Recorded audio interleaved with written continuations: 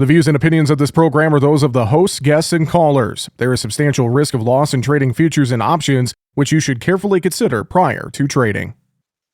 Well, the market trade action we got on Tuesday, the grains were mostly in the red. Moderate losses in corn, soybeans, and wheat. Meantime, the cattle market, though, strong triple-digit gains there. So good follow-through from Monday's strong day as well.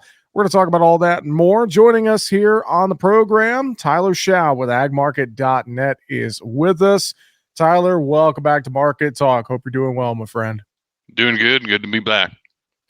Well, we were chatting a little bit before we went on the air. We were comparing our bracket positions on the agmarket.net bracket challenge, and neither one of us won it. I guess we can be at that, but leave it at that. But still, March Madness is over now. I don't know what to do with myself. I guess baseball's going, Tyler.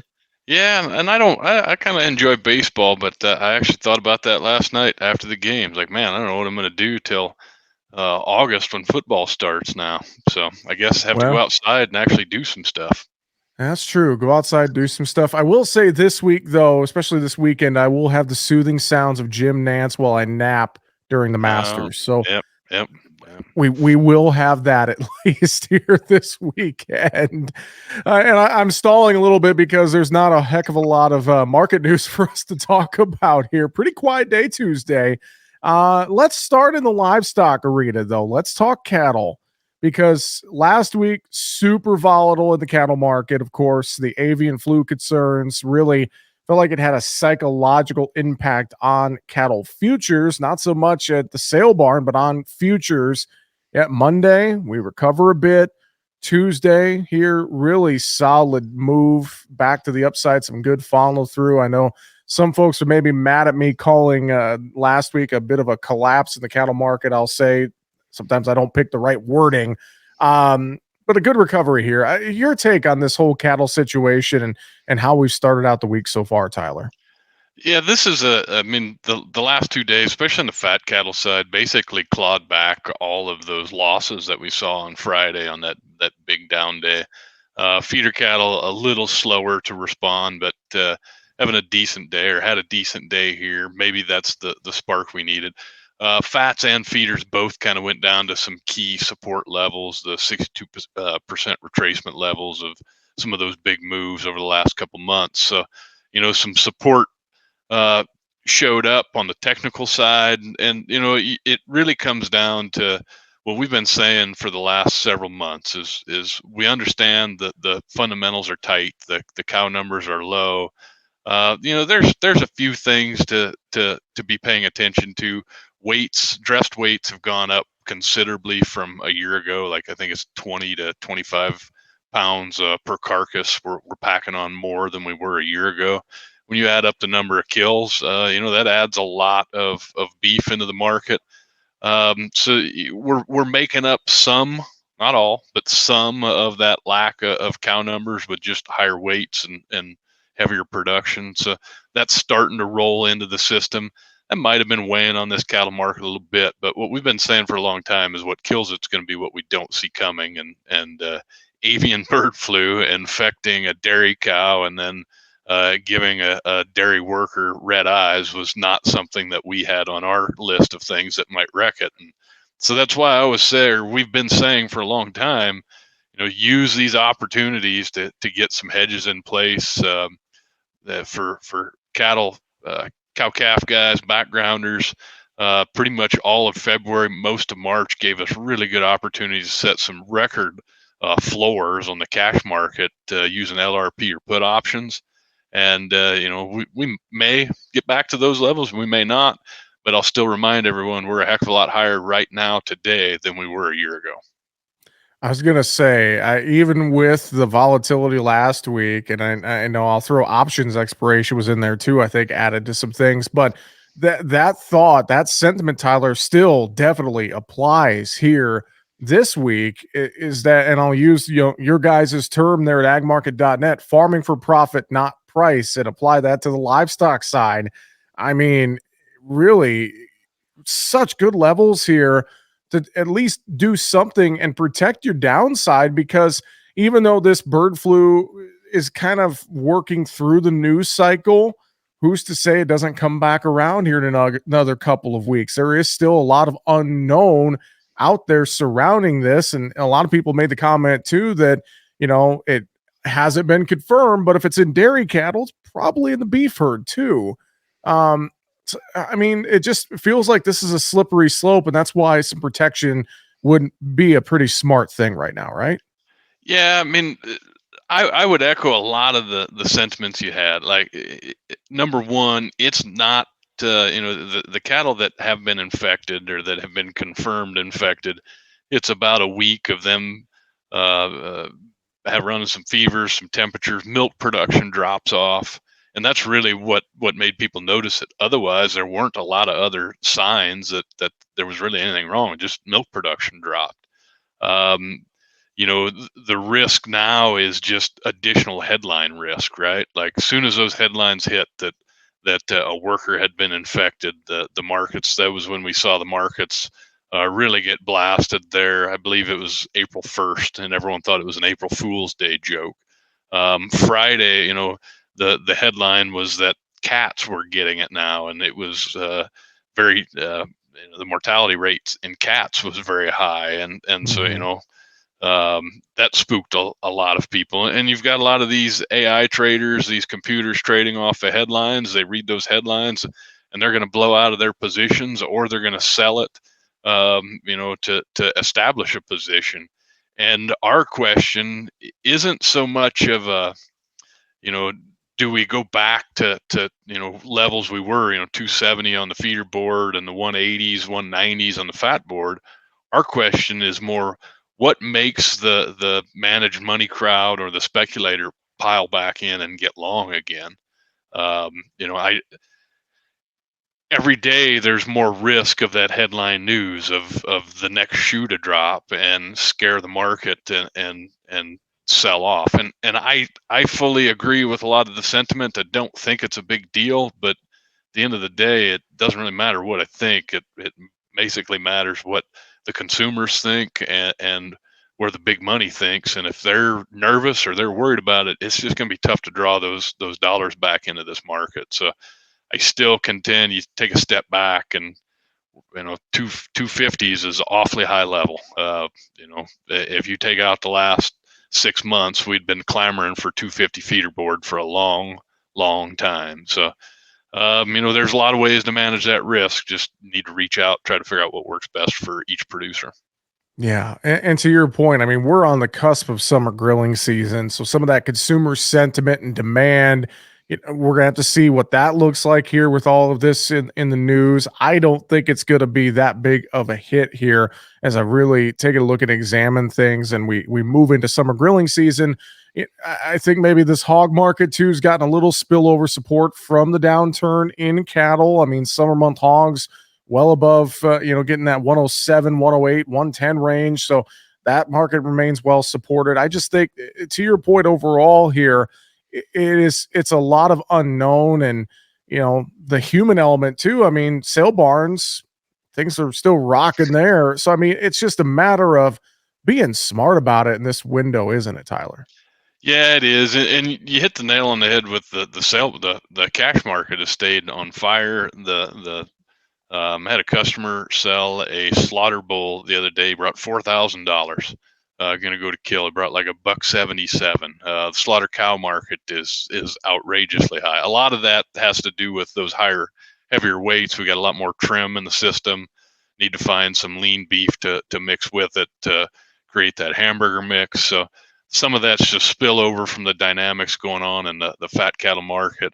But the high cash prices are, it's still a good market for the feeder calf, or for the cow calf producer. It's getting a little more, a little tighter margins on the backgrounder. The guy going out and buying these yearling calves and going to run them on grass, margins have tightened up quite a bit. And it's, margins on fat cattle have also tightened up. So there's some interesting plays there. Not everyone is going to be looking at this market the exact same way, but like I said, I'll just go back to where we're at these levels. The there's long ways to where we started 2 or 3 years ago. We are joined today by Tyler Schau with agmarket.net here on Market Talk as we take a look at the market action early this week. And let's segue over to grains and see if we can find something to talk about here in the grain trade, Tyler. As again, a good day, a good couple of days in livestock. Grains, on the other hand, have been pretty quiet.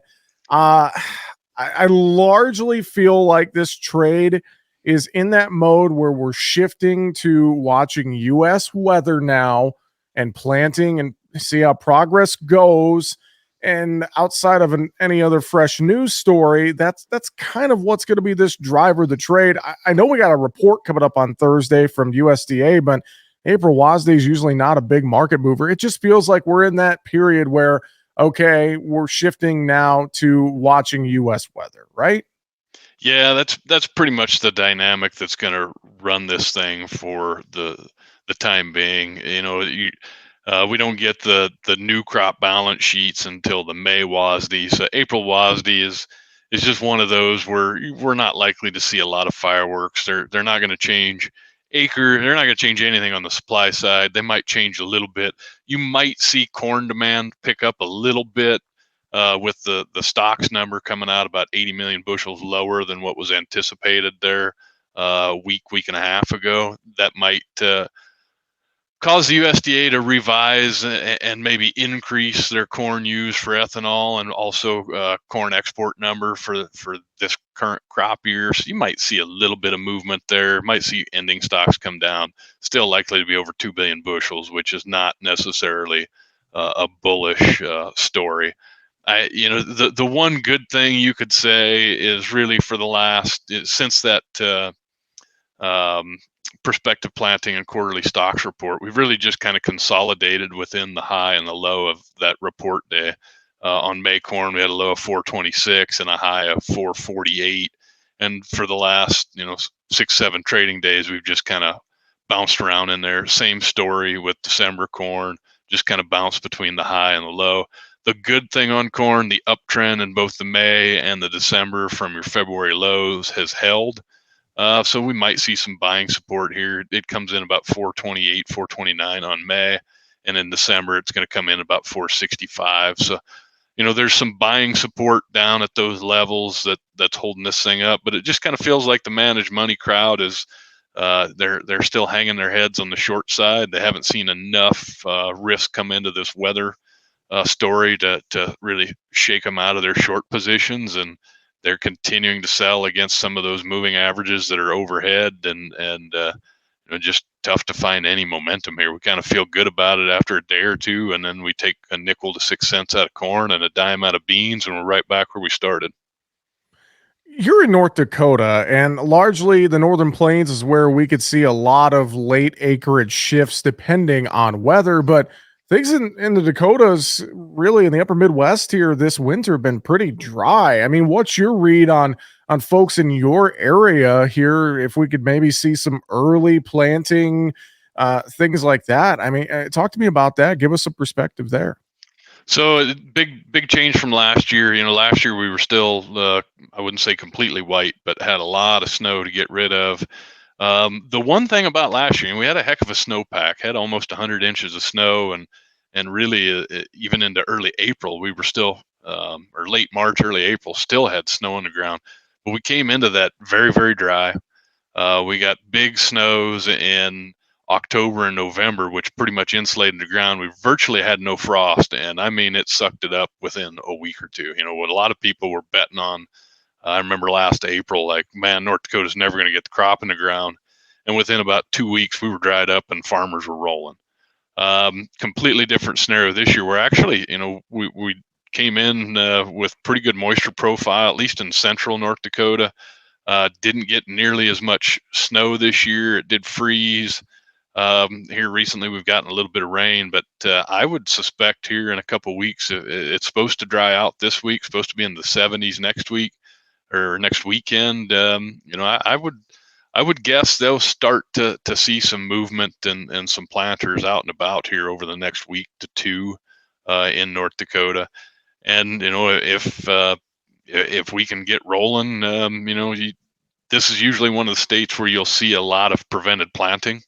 Mhm. The last few years we haven't seen much because we dried out so much in 21 that we were able to get a lot of stuff seeded in 22. We were able to get quite a bit seeded in 23. So it'll be interesting if it starts to rain here, which we could definitely use some rain. That could back things off. The next 2 weeks, I think, will be critical as far as how this crop gets in the ground and how we push.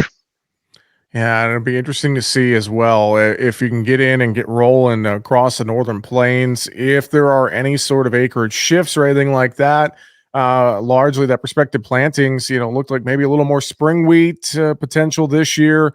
Obviously, we're still watching that mix between corded soybeans, but I know the northern plains was kind of that one area again where a lot of folks were going to be watching to see how this acreage mix ends up kind of finalizing at Tyler. Yeah, North Dakota actually on the prospective plantings, the really one noticeable spot was soybean acreage increasing, and that's largely a function of Green Bison, the processing plant out in Mhm. Spiritwood. There's another processing plant under construction in Castleton that's supposed to be up and running here this summer, trying to work the kinks out before the new crop gets rolling. So we've got two fairly sizable renewable diesel plants that one is currently online, another one coming online. So, there's been a big shift of acres in North Dakota already, or expected shift, where we're going to take some production out of corn, maybe a little out of spring wheat. A lot of it's going into beans, and then looked like quite a few acres going into canola again this year. I know too this week there's a lot of key insurance planting dates that I know a lot of times that can kind of play into a farmer's overall kind of marketing plan, marketing outlook, et cetera. Can it, Tyler? Yeah, they'll be paying attention to those. They're so different everywhere, and each crop has got a different planting date, and every county, even when you get into North Dakota, or several counties have different start dates and then different end dates. So it's hard for me to tell you exactly when, but that'll Yeah. play a role into, when a farmer feels like they can get in and keep their insurance coverage, and then they'll run as long as they can. And the last few years we've pushed on some of those end dates. One of the things we found is farmers will still, even though they go past it, they'll still put the crop in the ground to try to get something. They might get lower coverage on their insurance, but farmers like to farm. They don't really love to leave stuff sit idle for a year. Very, very true. Very, very true. Well, and let's kind of wrap this up in the grains just with some overall general reminders and thoughts with risk management here. I mean, you look at the board prices, obviously, basis is looking like it's going to hold fairly steady in many parts of the country. But I mean, getting some of those first sales going, not necessarily a bad thing, I would say, if you haven't done a whole lot of marketing of new crop. I mean, what's your general kind of reminder for folks here when it comes to their risk management right now? Yeah, if you're behind and haven't got much done for new crop, well, let me back up. If you still got old crop, and we know there's quite a few producers out there, the quarterly stocks report said there's some 5 or 6 billion bushels still being held by the farmer. Um, one of the things, I've had a few customers from Iowa call me today. They've seen basis really pop up here in the last few days. Went from like -8 and -10 to +5, so 15-cent pop on basis. The question was what's causing that. The best answer I've got is you've really got an end user that's been hand to mouth. They're just buying it as they need it because they think it's going to get cheaper. They have a hard time buying into this fact that we should see, $5 December corn when we were facing a over 2 billion bushel carryout at the end of the year. So the end users thinking it's going to get cheaper, so they're kind of sitting on their hands. The farmer doesn't want to sell it because they think it's too cheap compared to where it was, and so they are having to push basis a little bit to try to draw some of those bushels out of the farmer's hands. If you got basis strengthening, take advantage of it. Use the basis push to buy some type of a call or a call spread out into July to re-own some of that in case there is a weather scare. On new crop, same deal, 468. Might not love it, but when you're staring at 431 May right now on old crop, that's considerably better. The market's given us 37 to 40 cents more for new crop than they are old crop right now. So it might not be a bad place to start. Get some hedges on, maybe look at some type of short dated put option strategy that gets us out to, into June, into July, something like that. Well, good stuff. And I know if folks have questions, they can reach out to you and the whole team there at agmarket.net very easily, online, phone call. I know you guys have an app and much more that's been refreshed. You guys have a lot of great ways to get in touch, don't you, Tyler? Yeah, look us up on the internet. There's a contact us page. You can find a broker in your area, and we'd love to talk to you. Agmarket.net for all that information. Tyler Schao with agmarket.net. Always good to talk with you, my friend. Thanks for joining us here on Market Talk today. Have a good one. We'll talk to you soon. Good visiting with you, Jesse. That's going to do it for the show. Find us at markettalkag.com. I'm Jesse Allen. Have a great afternoon. Make sure to subscribe to the Market Talk YouTube channel. You can watch our latest interviews with top market analysts in the country, find bonus content, and much more. It's easy. Just go to youtube.com/@markettalkag and hit the subscribe button. Or you can search for Market Talk Ag on YouTube.